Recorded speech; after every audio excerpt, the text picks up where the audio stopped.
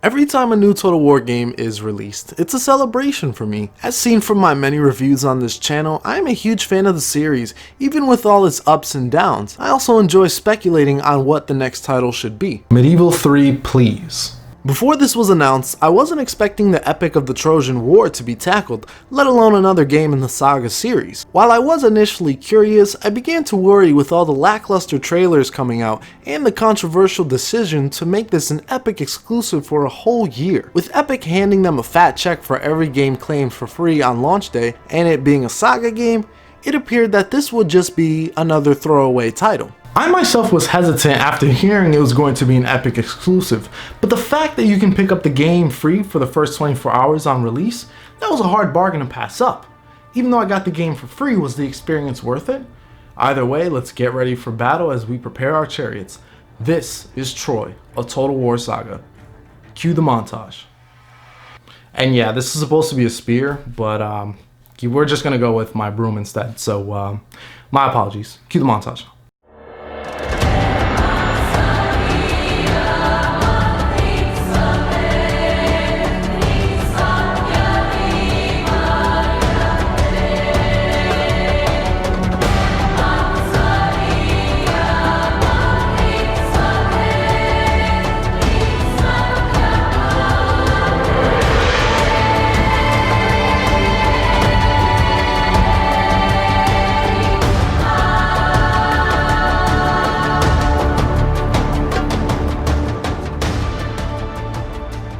You start the game and are asked how to begin. You can have the game guide you, and this is suitable for new players, inform you to know just the new features, or to be unleashed cause you ain't a noob brah. As you start the campaign, you have 8 factions to choose from. 4 are Danemons and the other 4 are Trojans. Similar to 3 Kingdoms, all have their own unique campaign mechanics. Agamemnon is considered the tutorial faction as the game recommends to start with him. However, we gotta go with my boy Achilles. I mean, the dude is immortal, you have to go with the mightiest warrior in the land. He's also got some weird campaign mechanics, but we will get into them later. Instead, let's get into the biggest change you'll notice right away. Unlike past Total Wars, it's not about making that cash money boy, as the economic system has been reworked to represent multiple resources. You have food, wood, stone, bronze, and gold. The settlements under your control will determine the amount of each resource you receive. You'll usually need more resources than you can produce, which is where the bartering system between factions is introduced. This can be one-time trades of resources, while others can be agreements for multiple turns. This replaces the trade agreements of the past. You'll usually be short of one resource, so this will be very important, especially in the late game.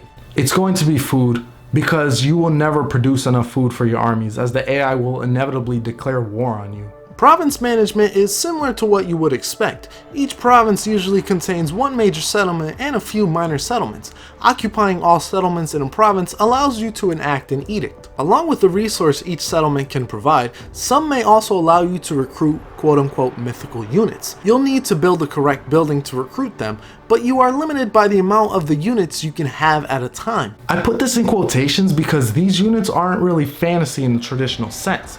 They're more of what they might have actually represented in history. For example, these are your giants. I mean, they are pretty big beefy men, but I wouldn't call them giant necessarily, just unnecessarily tall and beefy. Another are these centaurs.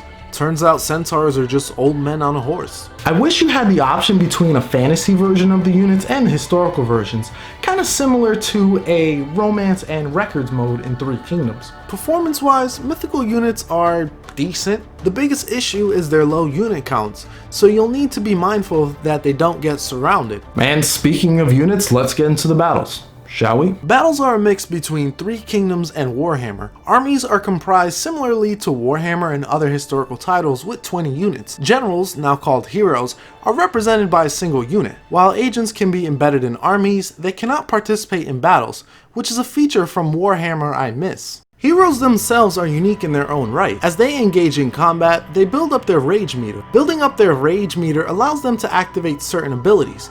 These range from scaring the enemy to improving their stats temporarily. All these can be incredibly deadly if used correctly. There's also separability with its own meter that fills up and can be used only one time per battle called Asteria. The hero is basically in God mode and ends up with insane stat bonuses as well as being unbreakable and recovering health. This again is only for a set time, so use it wisely. And when you got my boy Achilles at the helm taking full advantage of this, yeah, he's pretty much gonna go Dynasty Warriors on this. Once again, battles are on the quicker side as infantry moves incredibly fast, even if they are heavy. If you're familiar with past Total Wars, you'll know that chariots are completely overpowered. I recommend grabbing a few in each army as field battles will be much easier to deal with. While definitely not as refined or enjoyable as in other Total Wars, the land battles are serviceable here. Unfortunately, siege battles are the worst they've ever been. There is a severe lack of artillery outside of battle rams and a Trojan horse you can research later on. However, it isn't required as all you need to do is climb up and take the walls. Siege battles in general have been lackluster for Total War ever since the beginning, and this game seems to be the worst offender of it. It really is a step down. Hopefully they can explore other time periods or do more experimental things for future titles. My first battle was a rough one as I barely squeezed out a Cadmean victory, no longer a Pyrrhic victory. Each victory gains you resources and prisoners to do what you want. You notice how I didn't talk about naval battles at all? That's because they don't exist. While I was never the biggest fan of these, I was surprised to not see them. Instead, it takes the Warhammer 2 route having the armies fight out on an island instead. Now let's shift back to the campaign because we still have a lot more to talk about, but bear with me. I will do my best. For the Empire! No, that's not it. For Britannia! Absolutely not. For Athelloren! Damn it! Who or what do we fight for? For King Menelaus! Tending to religious matters is part of this game as well. You increase favor with the gods either by building temples dedicated to them or perform hecatombs to increase their favor. Depending on the amount of favor they have will determine the passive buffs you can receive. Some like Ares' +1 recruitment slot and Aphrodite's increase in public order are the ones that are very helpful. You can also pray to the gods in order to gain an active buff for a set amount of time. I really only prayed to Aphrodite to help with public order while I ignored the rest. However, there doesn't seem to be a major disadvantage for not focusing on the gods. I mentioned before about recruitment, and one change I personally didn't like is the lack of global recruitment. This slows down your expansion considerably as you'll need to either build the required military buildings, which will take a while, or run back to a previous province. I guess this was done so you don't just regain the troops that you lost instantly, but honestly it feels more like an arbitrary limiter here, especially because your AI, the AI that you face, can just grow and expand very rapidly. So let's get into the unique campaign mechanics Achilles had to deal with. The first one is called Living Legend. Various generals throughout the world will challenge you to a duel. You can either beat them in battle or send Achilles off to duel. If they are scared enough, they may forfeit right away. Facing all challengers is essential to gaining very useful buffs on upkeep. Strangely enough, even factions who you are on good terms with will have generals who want to duel you. I had Odysseus and Ajax at one point both wanting to duel Achilles. Now I'm gonna be real with you here. I love my boy Achilles, and especially the Odyssey, but I'm not sure he would be a match for Achilles. I mean, he may come up with something, because he did come up with the Trojan horse after all. It's a pretty damn sly fox. But honestly, for mechanically, this just feels uninspired. I feel like they really could have done more here. The next one is Achilles' mood, and this one is just freaking weird, man. Depending on his mood, you'll get various benefits and drawbacks. After one event, he was pissed off forever, and that reduced my resource income by 30%. I mean, he did become stronger and had a higher replenishment rate, but that did not outweigh the cons at all. For how much of a hindrance this was, I chose not to complete my campaign. I mean, sure, I probably would have been able to overcome it if I raided and pillaged and kept fighting and through trading, but honestly, it got to a point where it was just slowing me down as I constantly had to recruit units over and over in the late game and running higher deficits with every turn. A bunch of turns passed and I realized that I haven't fought in Troy yet. Then I realized something else. This map is freaking huge, way larger than I anticipated it to be, especially for a Saga game. It also didn't seem as narrative focused as I initially thought. While there are epic missions to be followed to progress you through the game, I largely ignored them since they were so far from what I needed to do to preserve my faction. Even if you do your own thing, however, certain events still will happen. You'll be asked to join the Trojan War on one side, or you can choose to not participate at all. Doing the former follows the Iliad, while the latter pisses off your neighbors. And as you expand, you will have an antagonist that declares war on you instantly. The faction will be opposite of your culture and at the relatively same strength. Regardless of how far you will be from them, they will send massive armies at you, so prepare to defend all that you have.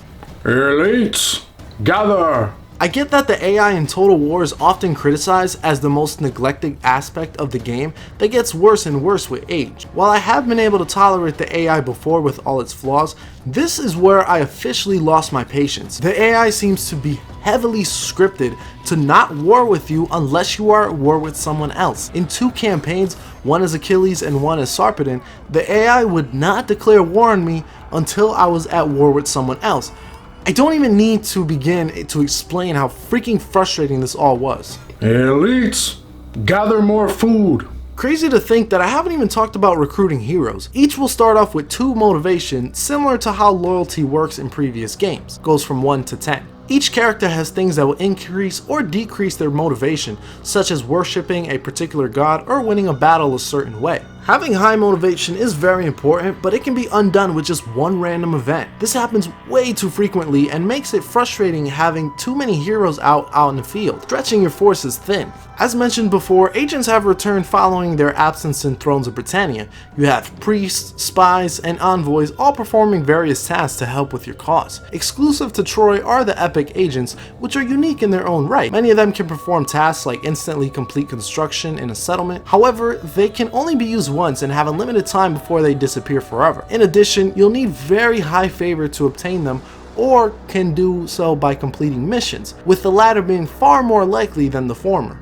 Unless you want to throw away your food doing hecatombs, but it's your choice. A big worry I had about this game was the state of release, and shockingly enough, it runs buttery smooth with no glitches. It runs even better than 3 Kingdoms, which was already well optimized outside of a few patches that ruined things. If you're worried about the longevity of this title, there is great news for you. Creative Assembly released a roadmap for the game outlining future DLC and free LC. I'm personally looking forward to the Amazons, because I faced them in a battle and man, they even held my chariots back. Hell hath no fury like an Amazon scorned. Overall, this is a huge step up from Thrones of Britannia in many ways and has restored faith in the Saga series. However, there are definitely flaws that prevent me from recommending it to all. While I do enjoy using heroes in battles, the combat is a step down and feels a bit too archaic for my taste. The barter economy is awesome and it helps to change the formula up, but other campaign mechanics such as hero motivation are questionable design choices. If you got it for free, definitely give it a shot, but I recommend to wait for a sale if you're interested in the time period. You know, I'm surprised my uncle has not interrupted me with his unwelcome presence. I guess I'll check up on him just to see if he's okay.